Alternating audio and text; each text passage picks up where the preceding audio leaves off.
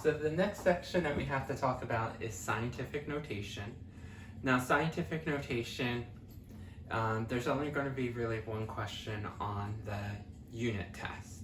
So it's not a big make it break it topic, but we still want to go over the rules and stuff. Now some of you might not have heard of scientific notation before. So let's go over the definitions and stuff, and then I'll go over the steps. Scientific notation is basically shorthand.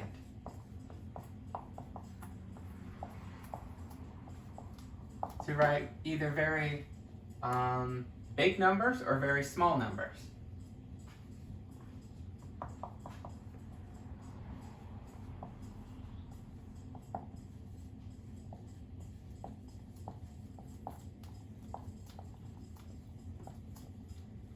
So they use this a lot in science for chemistry and physics and biology, because there are some numbers that are going to be very huge. Let's say it is this many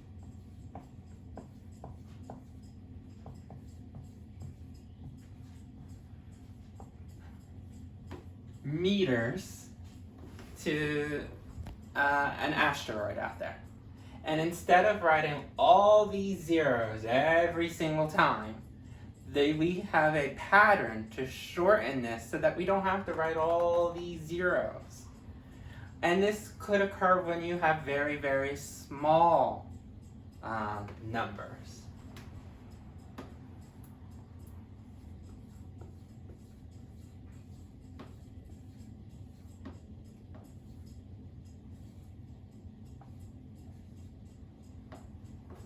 We might say, looking through a microscope, this might be how long a cell is, looking through a microscope. But instead of writing all these zeros all the time, we can shorthand it. So basically, scientific notation is to take very long numbers or very small numbers and write it without so many zeros. So let's talk about the pattern. What does scientific notation look like? The pattern is going to be some decimal number that's going to be between 1 and 10.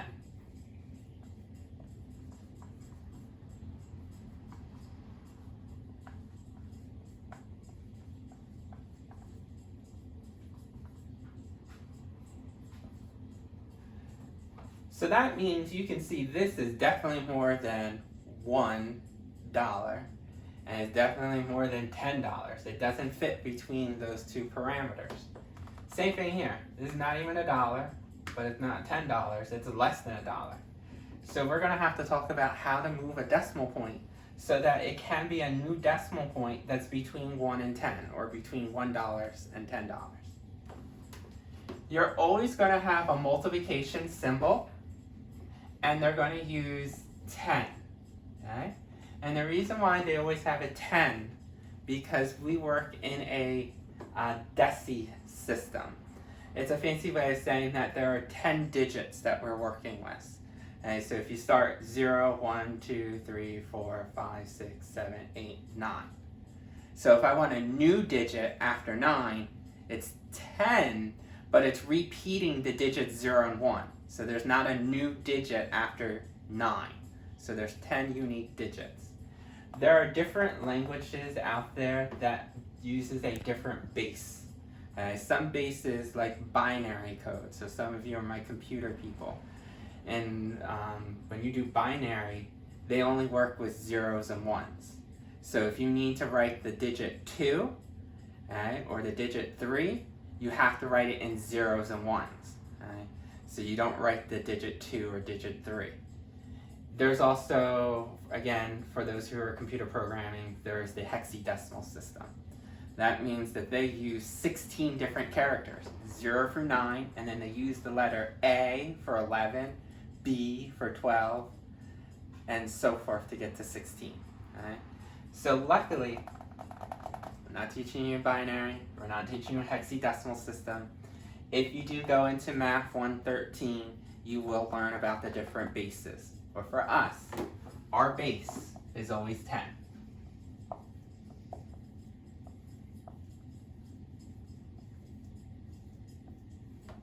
And then you're going to have an exponent.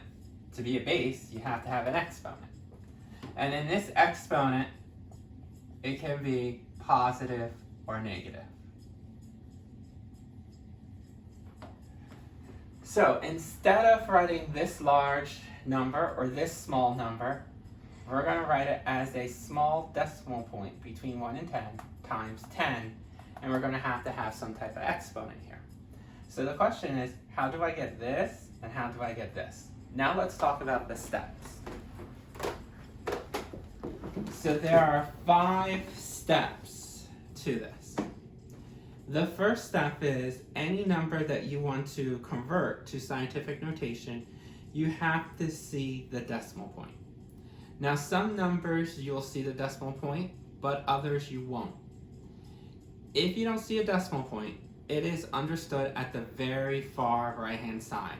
After the last digit, there's an understood decimal point. So if you don't see one, you're going to draw in that decimal point. Then the next step, you got to move that decimal point, and we call that the old decimal point. And we're going to move it behind the first digit when you read the problem, just like you read any sentence going from left to right. You're going to put it behind the first digit that is not a 0. Okay, so it can be a 1, a 2, a 3, a 4, 5, 6, 7, 8, or 9.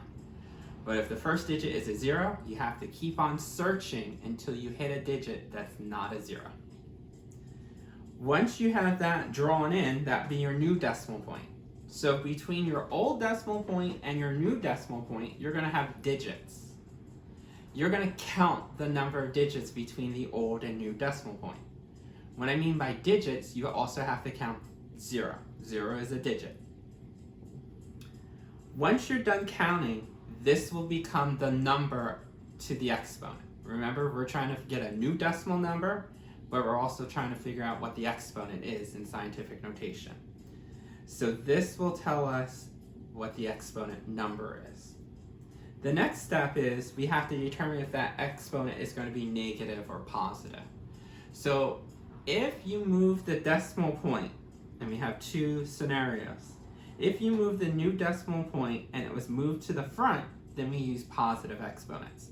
That's because you start off with a very large number. But if the new decimal point was moved to the back, not in front of the numbers, but to the back, then we're going to have to use a negative exponent. That means you started off with a very small number.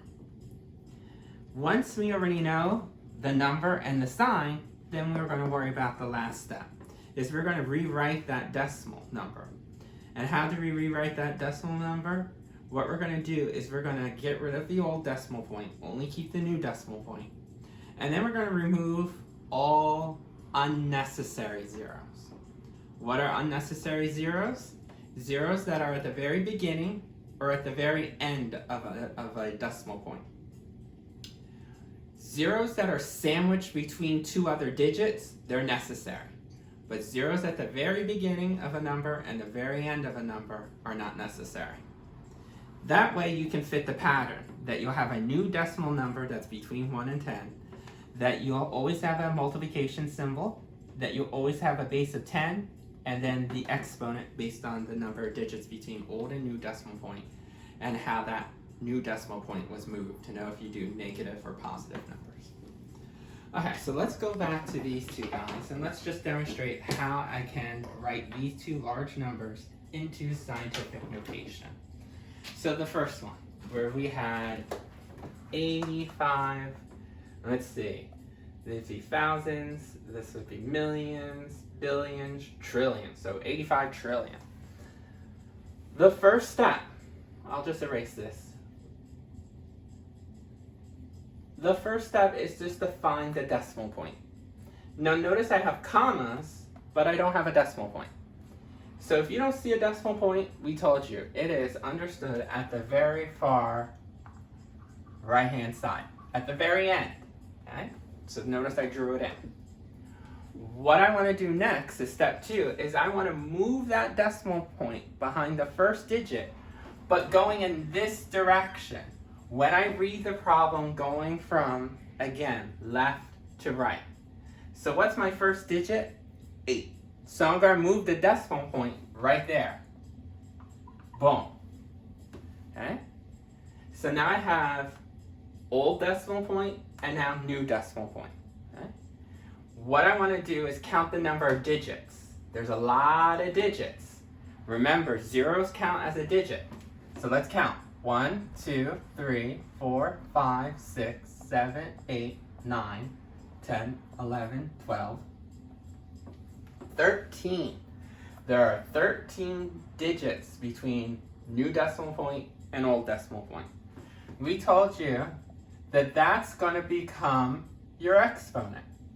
Remember, your base is always 10 because we work in a deci system. Next, how did we move the decimal point? Did we bring it to the front or did we move it to the back? Notice we moved it to the front because this is the new one. Remember our number was very large, 85 trillion. So that tells us if you move the decimal up to the front, we're going to have a positive exponent. If we move this decimal backwards, it would be a negative exponent. The last thing that we have to do is write down our decimal number. So no longer do we use this decimal point. We only use the new decimal point. See, if we have a decimal point here, all these zeros are at the very end of the decimal point. You do not need decimals at the very end of a decimal point. For example, you should know that if I have something that is $7, see these zeros at the end of the decimal point? We don't have to write them in because you would know that this is also $7. So zeros at the very end of a decimal point, you don't need to write. So these are all not necessary. Okay? So then our decimal point would be 8.5. Double check, is that between $1 and $10? $8.50? Yes. Times, yes. Okay? You might want to make it a little asterisk instead of an x, because sometimes that gets confused as a variable. Times base of 10, and we have an exponent of positive 13. See how much more condensed this is than this? The other part is, do you need to have this as a plus sign? No. A lot of times you won't see a positive sign, because anytime you see a number, it's understood as positive. Okay? You must write in any negatives, but positives, if you don't write it in, it's assumed that it's a positive number. See how much tighter and condensed this is compared to writing this out? So a lot of times they will use this in scientific papers instead of writing all this out every single time. How about this guy, which was a very small number?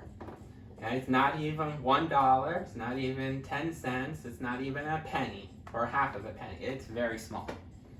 We can do the same steps. First step, locate the decimal point in the original number. Boom, that's a decimal point. Okay?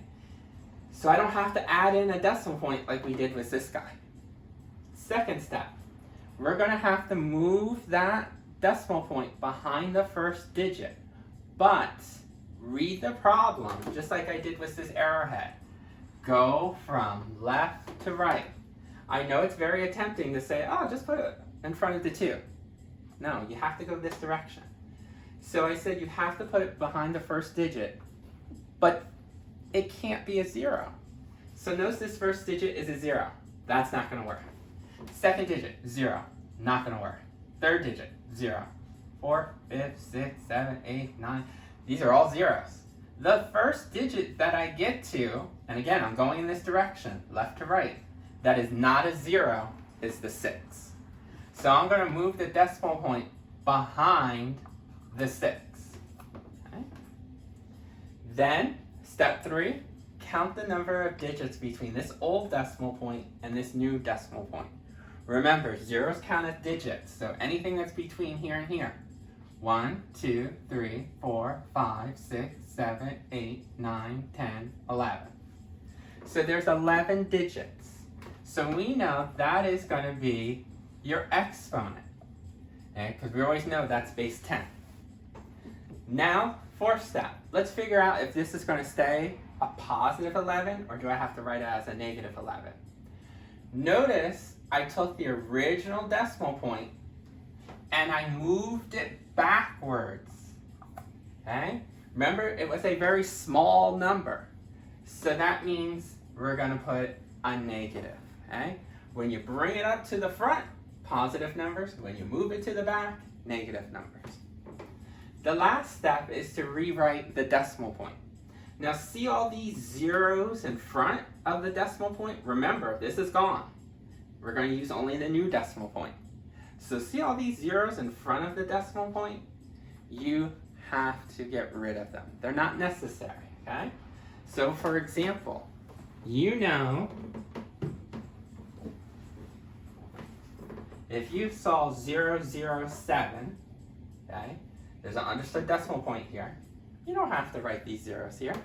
You can just write it as 7. Same thing here. All these zeros in front of the decimal point are not necessary, but anything else, like a 6, or a 1, or a 2, you have to write in. 6, write the new decimal point, and then what's after. So look, double check. Is this between 1 and 10? Yeah, $6.12 is definitely between $1 and $10. So this would be your scientific notation for this long number. Okay? Now there are going to be 2 other special occasions. So let me erase the board, give you 2 more, and then that be it for this video. The 2 special ones, and they're not that really special, is what happens if you have a negative number. So we'll say negative 5, 0, 8, 9. I don't want to give that many digits.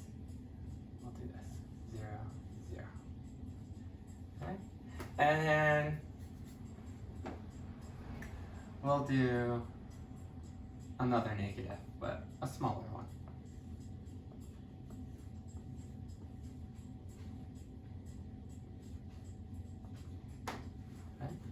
What makes these a little unique or different? This one's unique because it has a negative in front. All the other ones, we didn't have negative numbers in front. So a lot of people get confused if this is a very small number or a very large number. Because a lot of people say negative number, that means very small. And technically, if you cover this up, it's really a big number. Notice that when we do this, our decimal point is going to move to the forward. So ignore the negative. The negative sign in front has nothing to do with the exponent, okay? So that's the one point I want you to know, is that these negative in front doesn't necessarily mean that your exponent is going to be negative when you change this in scientific notation. So our first step, locate the decimal point. Don't see one? Understood at the very far right-hand side. Second step, always going in this direction. Okay? Always in that direction. Look for a digit that is not a 0. Put the decimal point behind that. So I don't go in this direction because I know a lot of people say, oh, let's put it behind the 8. But then this would be $508. That's not between 1 and 10. So make sure you go in this direction. The first digit that is not a 0 is this 5. Boom. Third step. From old decimal point to new decimal point, how many digits are there? 1, 2, 3, 4. That's going to be your exponent. So times 10 to the 4th. Forget about this sign for right now. How did you move the decimal point? Did you move it to the back? Did you move it to the front? It started here, the old decimal point, and it went here to your new decimal point. So see how it moved to the front? Because it moved to the front, this would be a positive exponent. Finally, let's rewrite so that we have a new decimal number that's between $1 and $10. Notice 5 point. Now this 0 you have to write in. Now some of you said, I thought you said zeros at the very end, because remember, this is the old decimal point. We don't write that in. Why do I write this 0 in, but not these two zeros in? Zeros that are sandwiched between two digits, so they're not technically at the very end. Sandwiched zeros you have to write in, because this is saying $5.08. If you don't, and you don't have that 0, it looks like $5.80. You have to keep in zeros that are sandwiched between two digits. Zeros at the very end, finishing a number, or at the very beginning, you don't have to write. But sandwich zeros, you do. And then what do we do with this negative? Just bring it down. Okay? So this was unique because of this, and because of this sandwich 0. Let's do this one. Again, find a decimal point. Whoop, already there. Next, move that decimal point, always going in this direction, left to right. Find a digit that's not a 0. 0, 0, 0, 0, 0. Finally, 7, a digit that is not a 0. So this is my new decimal point now. So from old to new, let's count how many digits that there are. Looks like there's 5 digits, 4 zeros and a 7. So it's going to be times 10 to the 5. Now forget about this sign. How did you move the decimal point? Did you move it to the front or did you move it to the back? Notice the new decimal point went to the back. So this means it's a negative, because you started off with a very small number, not even $1, not even 10 cents or a penny. So let's rewrite this. Zeros at the very end or at the very beginning, you don't need to write. Remember, this decimal point is moved here, so it's no longer here. So see all these zeros at the very beginning? You don't need to write them in. So you can have one digit here. Okay? That's definitely between 1 and 10. What do we do with the sign? Just bring it down. Even though this is -7, remember, 7 is still between 1 and 10. It just happens to be negative. So this is scientific notation for this guy.